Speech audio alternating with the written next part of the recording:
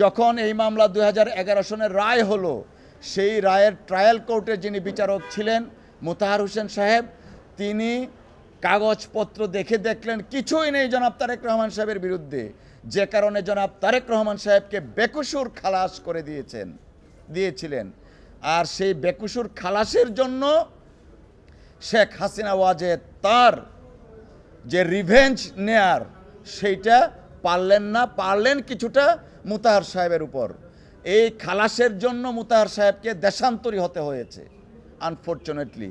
এবং বন্দুক ধরেছিল, আপনারা পড়েছেন ওনার বক্তব্য, বন্দুক ধরেছিল যেন তারেক রহমান সাহেবকে যেন তার বিরুদ্ধে যেন রায় দেয়া হয়। মোতাহার সাহেব আইনের শাসনে বিশ্বাসী ছিলেন বিদায় তিনি তারেক রহমান সাহেবকে খালাস দিলেন। পরের ঘটনা অত্যন্ত আরও বেশি নাটকীয়।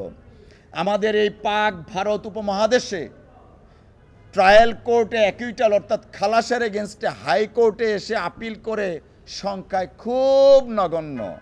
আমরা জানি ট্রায়াল কোর্টে সাজা হলে সেই সাজা মওকুফ করার জন্য বা কমানোর জন্যে হাইকোর্টে আসেন, কিন্তু যেহেতু জনাব তারেক রহমান সাহেব আর যেহেতু fascist regime Sheikh Hasina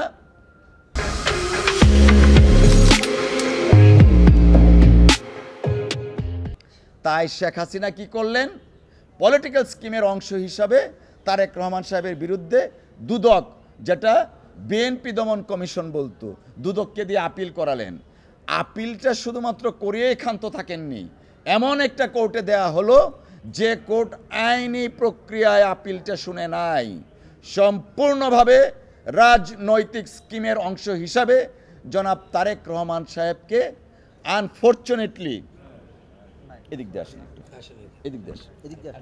unfortunately জনাব তারেক রহমান সাহেবকে 7 বছরের সাজা দিলেন। 7 বছরের সাজা দিলেন, যেখানে তিনি অ্যাকুইটাল হয়েছিলেন নিম্ন আদালতে। সেই 7 বছরের সাজাটা কেন দিলেন? জনাব তারেক রহমান সাহেবের সেই যে বললাম বাংলাদেশের অত্যন্ত জনপ্রিয় রাজনৈতিক পরিবার, যিনি দেশের স্বাধীনতা ঘোষণা করেছিলেন শহীদ রাষ্ট্রপতি জিয়াউর রহমান, এবং তিনবারের প্রধানমন্ত্রী বেগম খালেদা